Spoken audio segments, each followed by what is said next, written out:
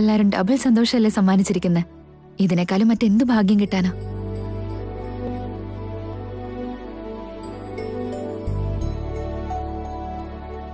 ഇവിടെ ഭാഗ്യം ചെയ്തത് നീയല്ല ആരാധ്യ. ഞങ്ങളുടെ പ്രശ്നങ്ങൾക്ക് പരിഹാരം കണ്ടെത്താൻ ഡൽഹിയിൽ നിന്ന് ഇവിടം വരെ എത്തിയ നിന്നെ ഞങ്ങൾക്ക് കിട്ടിയത് ഞങ്ങളുടെ ഭാഗ്യം.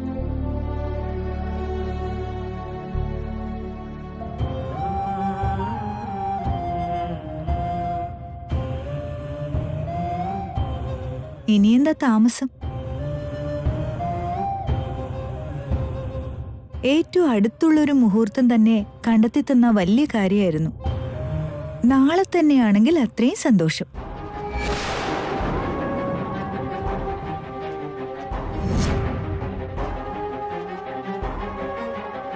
ഏതെങ്കിലും ഒരു മുഹൂർത്തം തീരുമാനിക്കാൻ ഇവിടെ ആർക്കാ ധൃതി? ജീവിതകാലം മുഴുവനും സന്തോഷത്തോടെ ജീവിക്കാൻ പറ്റിയ നല്ല മുഹൂർത്തം തന്നെ വേണം. അത്തരത്തിലുള്ള ഒരു മുഹൂർത്തം തന്നെ കണ്ടുപിടിച്ചോളൂ.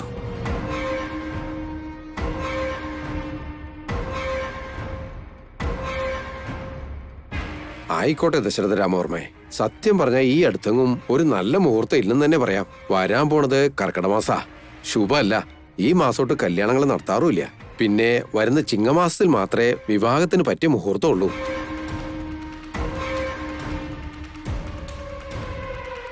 എന്നുവെച്ചാ ഇനി എത്ര നാള് വേണ്ടിവരും തിരുമേനി? നാളുകളല്ല കുട്ടി, മാസങ്ങള്.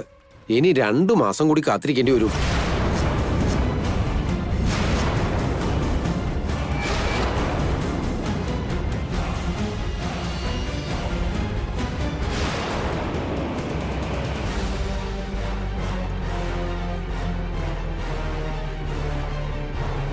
ഇനി 2 മാസോ?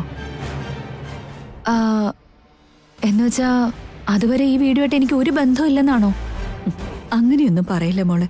ഞങ്ങള് പറഞ്ഞില്ലേ, ഇത് നിന്റെ ഭർത്താവിന്റെ വീട് മാത്രമല്ല, അമ്മ വീടും കൂടിയ മോളെ.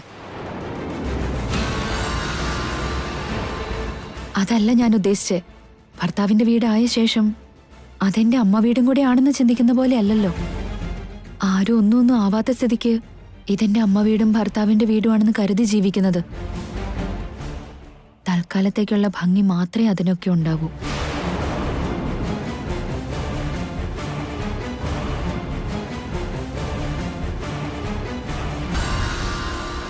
ആരാ വാക്ക് തരുന്നതെന്നും കൂടി നമ്മൾ ചിന്തിക്കണ്ടേ മോളെ? അതിപ്പോ ആരായാലും കൊള്ളാം അമ്മേ. വാക്കുകളെന്നും കടൽ തീരത്തെ ചിത്രം വരയ്ക്കുന്നത് പോലെ ഒരു തിരമാല അടിച്ച് അതങ്ങ് മാഞ്ഞു പോവും. ഈ 2 മാസത്തിനിടയ്ക്ക് വേറെ മുഹൂർത്തങ്ങളൊന്നും ഇല്ലെങ്കിൽ, എന്റെ കഴുത്തി താലി കെട്ടാൻ ദേവൻ ഒരവസരം ഒത്തുവരുന്നില്ലെങ്കിൽ, ഇതിനോടകം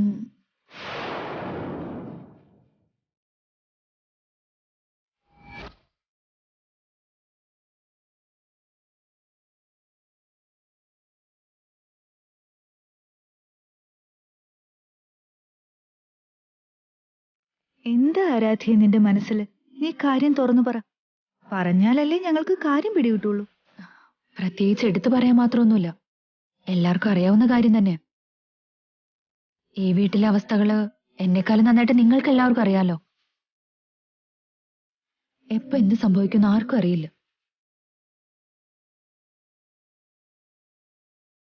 നടക്കാൻ പാടില്ലാത്ത എന്തെങ്കിലും നടന്നോ, ഇതെന്റെ അമ്മ വീടാണ് ഭർത്താവിന്റെ വീടാണെന്നൊക്കെ വിചാരിച്ച് മനസ്സിൽ ഓരോ ആഗ്രഹങ്ങൾ വളർത്തി അവസാനം നിരാശയോടെ തിരിച്ചു പോകേണ്ടി വന്നാലോ?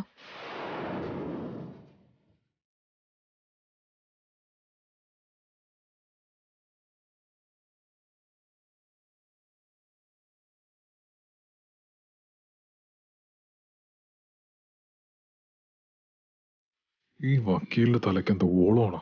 കല്യാണം കഴിപ്പിക്കാൻ തീരുമാനിച്ചപ്പോ തിരിച്ചു പോകേണ്ടി വരുമെന്നൊക്കെ ചോദിക്കുക. നീ പോടാ, നിനക്കിതൊന്നും മനസ്സിലാവില്ല. അവള് ബുദ്ധിമതിയോ, പറയുന്ന മുഴുവൻ കേക്ക്. നീ എന്തിനാ ഇതൊക്കെ പറയുന്നതെന്ന് എനിക്ക് മനസ്സിലാവുന്നുണ്ട് ആരാധേ. ഞാനിവിടെ നിൽക്കുന്നതാണ് നിന്റെ പ്രശ്നം. എന്നിവിടെ ഓടിക്കാൻ വേണ്ടിയുള്ള നിന്റെ ബുദ്ധിയായത്. ഇപ്പൊ നമ്മൾ എന്തൊക്കെ തീരുമാനിച്ചാലും തീരുമാനിച്ച പോലെ ഒന്നും കാര്യങ്ങൾ നടന്നില്ലെങ്കിൽ ഒന്നും അല്ലാതെ എനിക്ക് തിരിച്ചു പോകേണ്ടി വരില്ലേ? എന്താ മോളിത്? ഞങ്ങൾ എല്ലാവരും നീ ഞങ്ങളുടെ വീട്ടിലെ കുട്ടിയാണെന്ന് സമ്മതിച്ചു കഴിഞ്ഞില്ലേ? പിന്നെ എന്തിനീ സംശയങ്ങളൊക്കെ? ഒരു വക്കീലല്ലേ ആന്റി? സാഹചര്യത്തിനനുസരിച്ച് എന്താ നടക്കാന്ന് ഊഹിക്കാനുള്ള കഴിവുണ്ട് എനിക്ക്. അതുകൊണ്ട് തന്നെ ഒരു വാക്കുറപ്പിച്ചെന്ന് കരുതി അതും വിശ്വസിച്ചുകൊണ്ട് സ്വപ്നലോകത്ത് വിഹരിക്കാൻ എനിക്കാവില്ല ആന്റി. ഞാൻ എന്തുകൊണ്ടാണ് ഇതൊക്കെ പറയുന്നതെന്ന് നിങ്ങൾക്കെല്ലാവർക്കും മനസ്സിലായിട്ടുണ്ടാവും.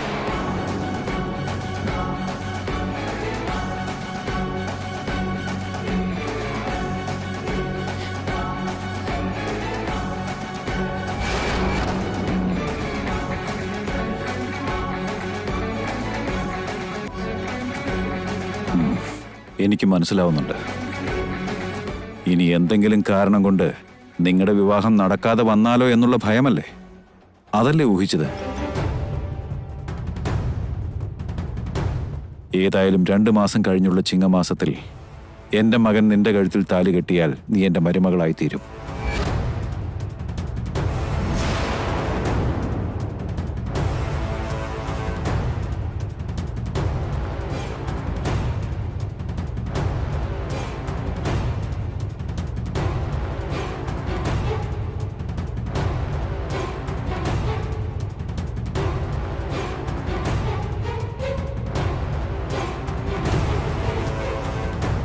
അതുകൊണ്ട് എല്ലാരും കേൾക്കാൻ പറയാ, ഈ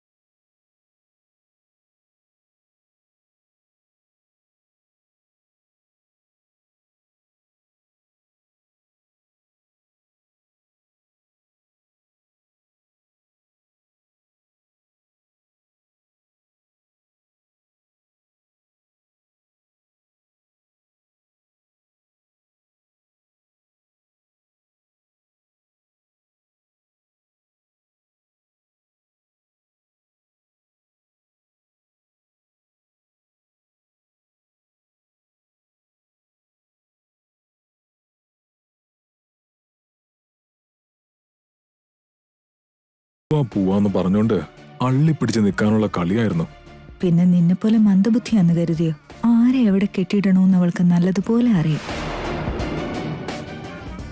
എഴുന്നേക്ക് മോളെ. അങ്കിള് കാര്യമായിട്ട് തന്നെയല്ലേ പറഞ്ഞേ?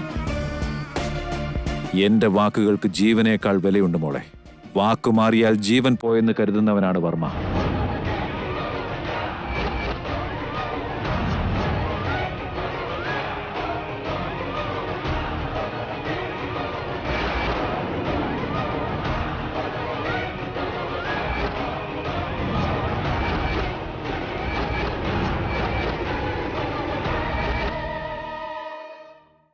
ഈ കത്തി നിൽക്കുന്ന വിളക്കിനെ സാക്ഷി നിർത്തി പറയുകയാണ്, ഈ നിമിഷം മുതൽ ആരാധ്യ ഈ വീട്ടിലെ മരുമകളാണ്.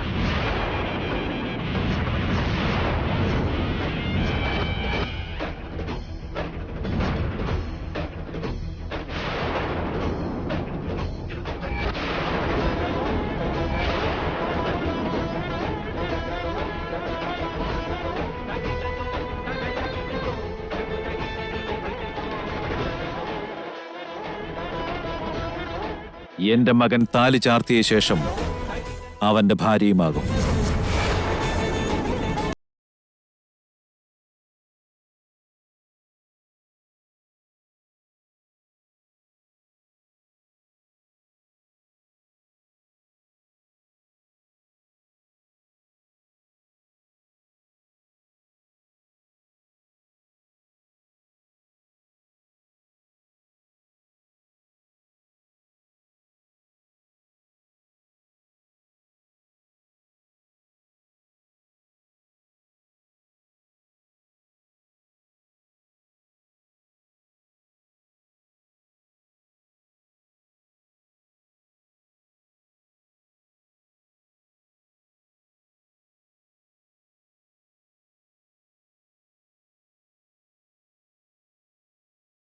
അതൊരു സ്ഥാനവും ഇല്ലാണ്ടായല്ലേ?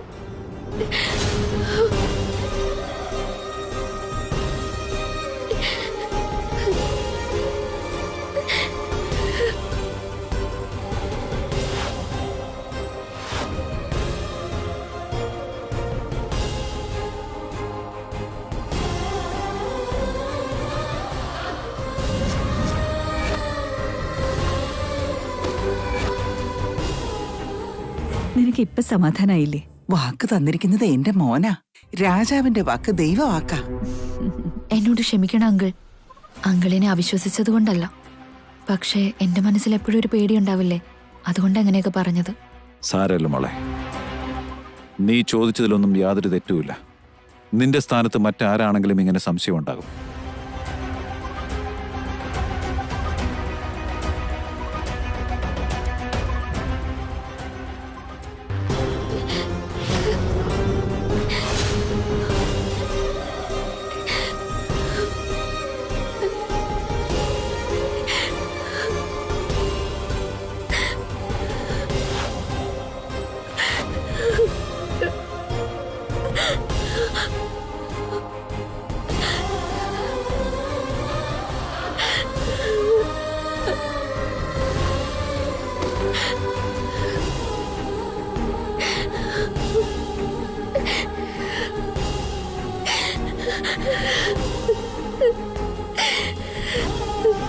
എന്റെ ശ്രീരാമ, എന്തൊരവസ്ഥയില നീ എന്നെ കൊണ്ടെത്തിച്ചിരിക്കുന്നത്.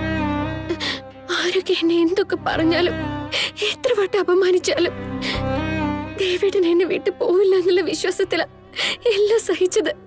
ക്ഷമയോടെ ഞാൻ കാത്തിരുന്നത്. പക്ഷെ ഇന്നത്തോടു കൂടി എന്റെ ആകെയുള്ള പ്രതീക്ഷയ്ക്കും കൂടി അവസാനം കുറിക്കാണോ ദൈവമേ? ഞാൻ എന്തൊരു ഭാഗ്യം കെട്ട പെണ്ണ. അയ്യോ,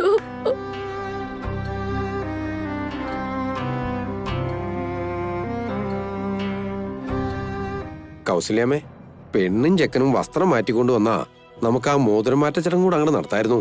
ഇത് കഴിഞ്ഞാ പകുതി കല്യാണം നടന്നതിന് തുല്യ. ദശരഥ രാമവർമ്മ സാറിന്റെ വാക്കും പാലിക്കപ്പെട്ടതുപോലെ ആവൂല്ലോ.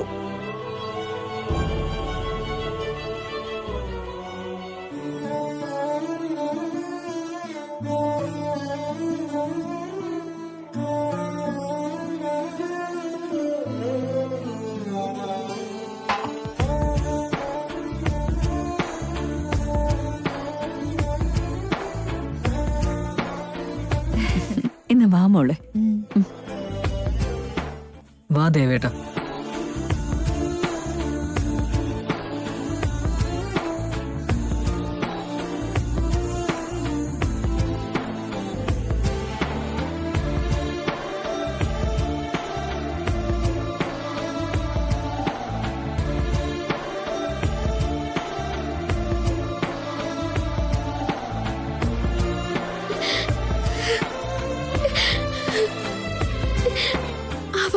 കേട്ട് കഴിഞ്ഞതിന് ശേഷവും ഞാൻ എന്തിനും ജീവനോടെ ഇരിക്കുന്നു. എന്റെ ദേവേട്ടന്റെ ജീവിതത്തിൽ ഇല്ലാത്ത ജീവിതം പിന്നെ എനിക്ക് എന്തിനു വേണ്ടിയാ? കഴുമരത്തിന്ന് എന്നെ രക്ഷിക്കാതിരുന്നൂടായിരുന്നോ ദേവേട്ട? വൈശാലിയാണെന്ന് കരുതി എന്നെ വിട്ട് കളഞ്ഞിരുന്നെങ്കിൽ ഇന്ന് ഞാൻ ജീവനോടെ ഉണ്ടാവില്ലായിരുന്നു. എന്തിനാ ദേവേട്ട എന്നെ രക്ഷിച്ച? ഇങ്ങനെ ഒരു നരകവേദന അനുഭവിക്കാൻ വേണ്ടിയായിരുന്നോ?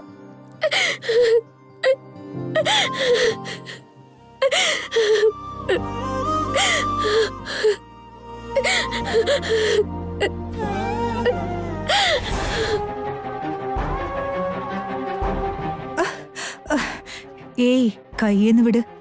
അതൊക്കെ വിട്, ആദ്യം പറയുന്നേക്ക്. കയ്യെന്ന് വിട്ടില്ലെങ്കിൽ അടിച്ച് പല്ല് ഒഴിക്കും ഞാൻ. ഇതാ ഇപ്പൊ നന്നായേ.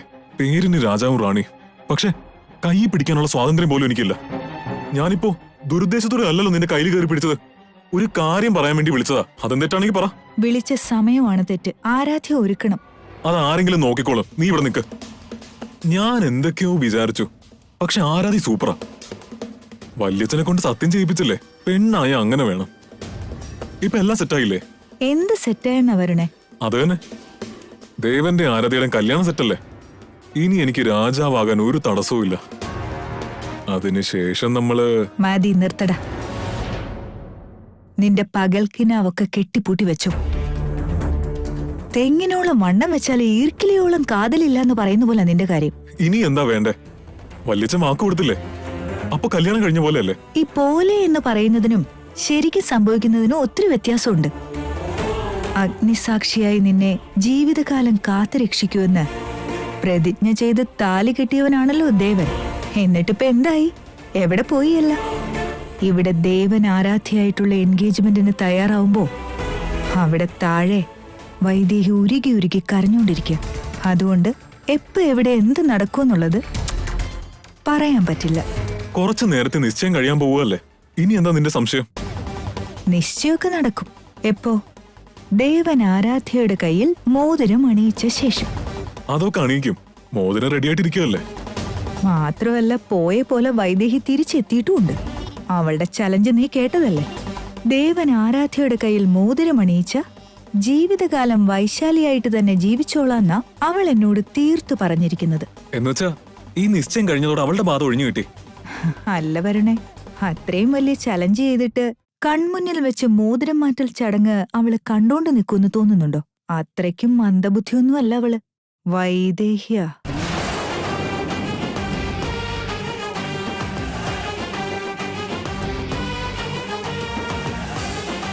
എങ്ങനെയെങ്കിലും വിചാരിച്ച കാര്യം നേടിയിട്ടേ അവൾ അടങ്ങും. അവൾക്ക് കൂട്ടിന് അവന്റെ ഒരു പ്രേമം, അത് കണ്ടിട്ടാണ് അവൾ ഇങ്ങനെ കിടന്ന് ചാടുന്നത്. അതുകൊണ്ട് ഈ നിശ്ചയം നടക്കണമെന്നുണ്ടെങ്കിൽ വൈദേഹി ഇവിടെ ഉണ്ടാവാൻ പാടില്ല. അതിനിപ്പോ ഞാനെന്താ ചെയ്യേണ്ടത്? ഇന്നലെ രാത്രി എന്തോ ചെയ്യാന്ന് പറഞ്ഞില്ലേ, അതിപ്പോ ചെയ്യാൻ പറ്റുമോ?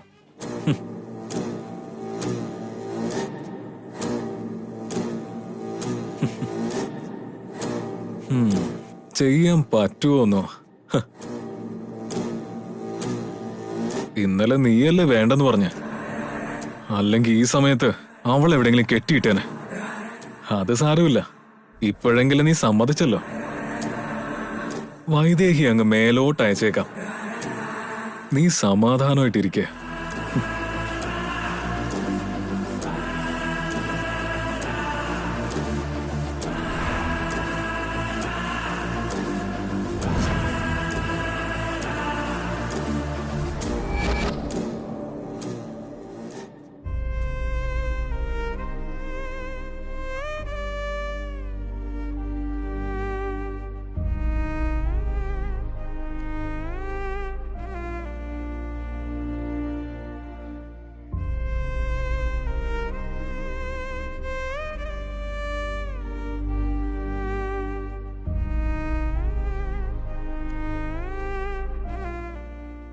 ഇതിന്റെ ചില്ല് മാത്രമല്ല പൊട്ടിയത്, നമ്മുടെ ജീവിതവും കൂടിയാ തകർന്നത്. സത്യത്തിൽ അതിപ്പോഴാ എനിക്ക് മനസ്സിലായത്. തകർന്നു പോയ നമ്മുടെ ജീവിതം ഡേവിഡിന് അവസാന നിമിഷങ്ങളും കൂട്ടിച്ചേർക്കുമെന്ന് ഞാൻ കരുതി. പക്ഷെ ഇപ്പൊ ഡേവിഡിന്റെ മനസ്സിൽ ഞാൻ ഉണ്ടാവില്ലെന്ന് ഒരിക്കലും വിചാരിച്ചില്ല. ഇങ്ങനെ ഒറ്റപ്പെടുത്താനായിരുന്നു എന്റെ പുറകെ നടന്ന ഇഷ്ടമെന്നും പറഞ്ഞ് വിവാഹം കഴിച്ചത്. ആണോ ഡേവിഡ? എല്ലാരും കൂടി എന്നെ ഒറ്റപ്പെടുത്തിക്കൊണ്ടിരിക്കുക വൈദേഹി. നീ ഇല്ല എന്നുള്ളൊരൊറ്റ കാരണം കൊണ്ടാ എല്ലാരും കൂടെ മറ്റൊരാളെ എന്റെ തലയിൽ കെട്ടിവെക്കുന്നത്. എന്തിനാ എന്നെ ഇവിടെ തനിച്ചാക്കിയിട്ട് നീ പോയത്? നമ്മളെ തമ്മിൽ അകറ്റാൻ എല്ലാവർക്കും എന്തൊരു ഉത്സാഹമാണ്. നമുക്കിടയിലുള്ള ഈ അകലം എന്റെ മരണത്തോടെയെങ്കിലും ഇല്ലാതാവോ ദേവേട്ട? അപ്പോഴെങ്കിലും എന്നെ തിരിച്ചറിയൂ. ഞാനാണ് ദേവേട്ടന്റെ വൈദേഹിന്ന്. അങ്ങനെയാണെങ്കിൽ ഞാൻ തന്നെ എന്റെ മരണത്തെ തേടി പോവും. ദേവേട്ടൻ ഇല്ലാത്ത ലോകത്ത് എനിക്ക് ജീവനോടെ ഇരിക്കണ്ട. കാറ്റിൽ അലിഞ്ഞിട്ടാണെങ്കിലും ദേവേട്ടന്റെ ശ്വാസത്തോട് ശ്വാസമായി കലർന്നോളാം. അതാണ് നല്ലത്. എന്റെ ശ്വാസം നിലയ്ക്കുന്നിടത്തോളം കാലം നിന്നെ എന്നിൽ നിന്ന് അകറ്റുന്ന ഒന്നിനെയും ഞാൻ വിജയിപ്പിക്കില്ല. അങ്ങനെ ജയിച്ചാൽ പിന്നെ ഈ ശ്വാസം ഉണ്ടാവില്ല.